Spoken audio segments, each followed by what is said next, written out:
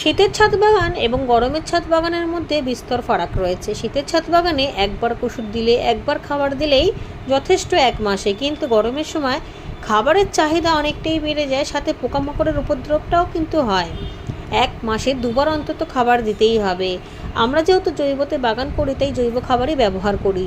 এতে করে গাছ দিনের পর দিন ঠিক থাকে, বছরের পর বছর একই গাছ থেকে অনেকটাই ফলন পাওয়া যায়।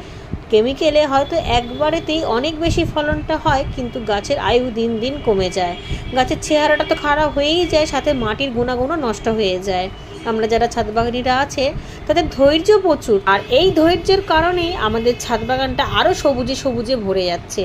যেমন দেখুন, আমার এই পেঁপে গাছটির বয়স 1 বছর হলো, এখনো পর্যন্ত ফলন আসেনি, কিন্তু গাছটি যে ভালো রয়েছে। মাঝ বরাবর কেটে দিলে হয়তো ফলনটা চলে আসবে, কারণ পুরুষ গাছেও ফলনটা সম্ভব, এটা আমি গাছওয়ালাদের কাছ থেকেই শুনেছি।